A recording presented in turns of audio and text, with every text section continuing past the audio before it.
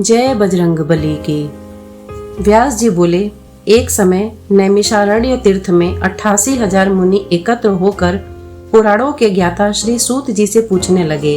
शौनक आदि ऋषि बोले, हे महामुने, आपने अनेक पुराणों की कथा सुनाई है। अब कृपा करके ऐसा व्रत और कथा बताएं जिसके करने से संतान की प्राप्ति हो तथा मनुष्यों को रोग, शोक, अग्नि, सर्प आदि का भय न हो। क्योंकि कलयुग में जीवों की आयु कम है, फिर इस पर भी उन्हें रोग आदि घेरे रहेंगे तो श्री हरि का ध्यान कैसे कर सकते हैं। श्री सूत जी बोले, हे मुनियों, तुमने बहुत ही सुंदर कथा पूछी है। मैं भगवान श्री कृष्ण और युधिष्ठिर का संवाद तुम्हारे सामने कहता हूँ, ध्यान पूर्वक सुनो। एक समय पांडवों की सभा में श्री कृष्ण जी बैठे हुए थे। युधिष्ठिर ने भगवान श्री कृष्ण से प्रश्न किया, हे भगवान नंद नंदन गोविंद, आपने मेरे लिए अनेकों कथाएं सुनाई हैं। कृपा करके कोई ऐसा व्रत या कथा बताएं जिसके करने से मनुष्यों को पुत्र की प्राप्ति हो। प्रभु, बिना पुत्र जीवन व्यर्थ है, बिना पुत्र नरकगामी होता है तथा पितृ ऋण से छुटकारा नहीं मिल सकता है और न पुन्नाग नामक नरक से उद्धार हो सकता है। अतः पुत्रदायक व्रत बताएं। श्री कृष्ण भगवान बोले, हे राजन, मैं एक प्राचीन इतिहास सुनाता हूँ, ध्यान देकर सुनो। कुंडनपुर नामक एक नगर था। उसमें नंदा नामक एक ब्राह्मण रहता था। भगवान की कृपा से सब कुछ था, फिर भी वह दुखी था।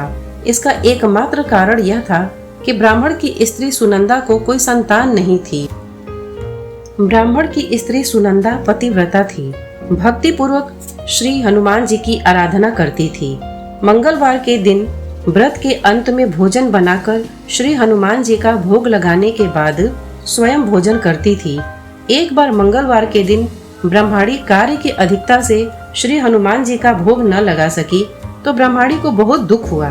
उसने कुछ भी नहीं खाया पिया और अपने मन में प्रण करके सो गई कि अब तो अगले मंगलवार को ही महावीर जी को भोग लगाकर अन्न जल ग्रहण करूंगी।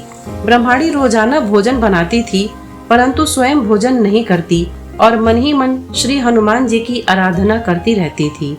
इसी प्रकार 6 दिन व्यतीत हो गए। ब्रह्माणी सुनंदा अपने निश्चय के अनुसार भूखी प्यासी रही। मंगलवार को सुनंदा प्रातः काल ही मूर्छित होकर गिर पड़ी। उसकी भक्ति के प्रभाव से हनुमान जी प्रसन्न हो गए और प्रकट होकर बोले, मैं तेरी भक्ति से प्रसन्न हूँ, तू वर मांग। सुनंदा बोली, प्रभु, मेरे कोई संतान नहीं है, कृपा करके मुझे पुत्र या कन्या प्रदान करे, आपकी अति कृपा होगी। श्री महावीर जी बोले, तेरी इच्छा पूर्ण होगी, तेरे एक कन्या पैदा होगी और उसके अष्टांग रोज सोना दिया करेंगे। इसी प्रकार से कहकर श्री महावीर जी अंतर्धान हो गए। ब्रह्माणी बहुत ही प्रसन्न हुई और उसने सभी समाचार अपने पति से कहा। ब्राह्मण देव कन्या का वरदान सुनकर वह कुछ दुखी हुए, परंतु सोने की बात सुन तो वह बहुत प्रसन्न हुए। विचार किया, कन्या के साथ मेरी निर्धनता भी समाप्त हो जाएगी। श्री हनुमान जी की कृपा से वह ब्रह्माणी गर्भवती हुई और 10वें महीने में जाकर उसे बहुत ही सुंदर कन्या रूपी रत्न प्राप्त हुआ। यह बालिका जिस प्रकार शुक्ल पक्ष का चंद्रमा बढ़ता है, ठीक उसी प्रकार अपने पिता के घर में नित्य प्रति बढ़ने लगी। 10वें दिन ब्राह्मण ने इस बालिका का नामकरण संस्कार कराया और उसके कुल पुरोहित ने बालिका का नाम रत्नबाला रखा, क्योंकि यह कन्या सोना दिया करती थी। इस कन्या ने पूर्व जन्म में बड़े ही विधि विधान पूर्वक मंगल देव का व्रत किया था। रत्नबाला का अष्टांग बहुत सा सोना देता था। इस सोने से वह ब्राह्मण बहुत ही धनवान हो गया, जिससे उस नंदा ब्राह्मण को बहुत मद तथा अभिमान हो गया। सुनंदा ने देखा कि उसकी पुत्री विवाह के योग्य हो गई तो वह अपने पति ब्राह्मण देवता को अत्यंत प्रसन्न देखकर बोली, मेरी पुत्री रत्नबाला विवाह के योग्य हो गई है, अतः आप कोई सुंदर तथा योग्य वर देखकर इसका विवाह कर दें, क्योंकि शास्त्रों की आज्ञा है 8 वर्ष में गौरी, 9 वर्ष में रोहिणी, 10 वर्ष तक कन्या, इसके बाद रजस्वला संज्ञा दी जाती है। गौरी दान से पाताल लोक की प्राप्ति होती है, रोहिणी के दान से बैकुंठ की प्राप्ति होती है, कन्या के दान से इस लोक में सुखों की प्राप्ति होती है। हे पतिदेव, अगर रजस्वला का दान किया जाता है तो घोर नरक की प्राप्ति होती है। ब्राह्मण बोला, अभी तो रत्नबाला 10 ही वर्ष की है और देख, मैंने तो 16-16 वर्ष की कन्याओं के विवाह कराए हैं, अभी जल्दी ही क्या है। ब्रह्माणी बोली, आपको तो लोभ अधिक हो गया है, अगर 11वें वर्ष में विवाह नहीं होता है तो उसके मासिक धर्म का रक्त पिता और बड़े भ्राता को पान करना पड़ता है। शास्त्र में कहा भी है, माता पिता बड़ा भाई रजस्वला कन्या को देखते हैं तो वह अवश्य ही नरकगामी होते हैं। ब्राह्मण बोला, अच्छा, कल मैं अवश्य ही लड़का देखने के लिए अपने दूत भेजूंगा। दूसरे दिन ब्राह्मण ने अपने दूत को बुलाया और आज्ञा दी कि जैसी सुंदर मेरी कन्या है वैसा ही सुंदर वर तलाश कर लाओ।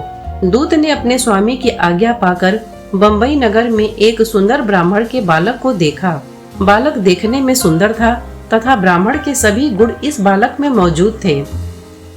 इस बालक का नाम सोमेश्वर था। दूत ने आकर स्वामी नंदा को वह ब्राह्मण बालक दिखलाया। ब्राह्मण ने सोमेश्वर को देख विधि पूर्वक विवाह करा दिया तथा कन्यादान में काफी धन दिया। ब्राह्मण ने विधि पूर्वक कन्यादान कर अपने को बहुत भाग्यशाली माना। नंदा को महालोभ हो गया। उसने विचार किया कि यह कन्या तो अब चली जाएगी, अतएव इससे मुझे जो सोना मिलता था वह अब नहीं मिलेगा। मेरे पास जो धन था इस कन्या की शादी में खर्च हो गया और जो कुछ बचा है वह कुछ समय में नष्ट हो जाएगा। इससे इस कन्या का विवाह करके मैंने बहुत गलती की है। अब मुझे यही उपाय करना चाहिए जिससे यह कन्या मेरे घर में बनी रहे, अपनी ससुराल न जावे। ब्राह्मण इसी पर विचार करते करते रात्रि भर सोया तक नहीं।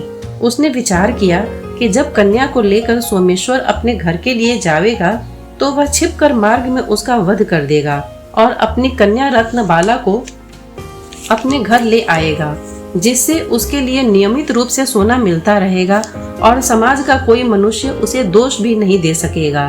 प्रातः काल हुआ। नंदा और सुनंदा ने जमाई तथा लड़की को खूब धन देकर विदा किया।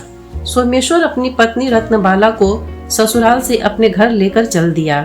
ब्राह्मण नंदा महालोभ के वशीभूत होकर मार्ग में छिपा हुआ था कि जमाई को मारकर रत्नबाला को फिर अपने घर ले जावे, जिससे उसे अष्टांग सोना मिलता रहे, वह कभी निर्धन न हो पावे। नंदा ने अवसर पाकर सोमेश्वर का वध करवा दिया और अपनी लड़की रत्नबाला के पास जाकर बोला, हे पुत्री, मार्ग में लुटेरों ने तेरे पति का वध कर दिया है। अब तू घर चल, वहाँ पर ही रहकर अपने शेष जीवन को व्यतीत करना। भगवान की इच्छा के आगे किसी का कोई वश नहीं चलता है। उसे जो अच्छा लगता है वही करता है और बेटी, जो भाग्य में लिखा है वही होगा, इसमें किसी का कोई वश नहीं है। अपने पिता के द्वारा अपने पति की मृत्यु का समाचार सुनकर रत्नबाला बहुत दुखी हुई और अनेक प्रकार से रुदन करने लगी और अपने पिता से बोली, हे पिताजी, इस संसार में जिस स्त्री का पति नहीं है उस स्त्री का जीना व्यर्थ है। मैं अपने पति के साथ ही अपने शरीर को जला दूंगी और सती होकर अपने इस जन्म को और अपने माता पिता के नाम को तथा सास ससुर के यश को सार्थक करूंगी। मैं अब घर लौटकर नहीं जाऊंगी। अपनी कन्या रत्नबाला के वाक्यों को सुनकर ब्राह्मण बहुत दुखी हुआ। विचार करने लगा, मैंने व्यर्थ इसका वध किया, क्योंकि रत्नबाला इसके पीछे अपने प्राण तक देने को तैयार है। मेरे लिए तो ये धन अब प्राप्त होगा ही नहीं, मेरा तो दोनों तरफ से मरण हो गया। और यह सोचकर बहुत ही रोने लगा। सोमेश्वर की चिता बनाई। सोमेश्वर की स्त्री रत्नबाला सती होने की इच्छा से पति के सिर को अपनी गोद में रखकर चिता पर बैठ गई। जैसे ही अग्नि जलाई गई वैसे ही मंगल देव प्रसन्न हो गए और बोले, हे रत्नबाला, मैं तेरी पति भक्ति से प्रसन्न हूँ, तू वर मांग। रत्नबाला ने अपने पतिदेव का जीवन मांगा। मंगल देव बोले, रत्नबाला, तेरा पति अजर अमर और महाविद्वान हो जाएगा और जो भी कुछ इच्छा हो वर मांग।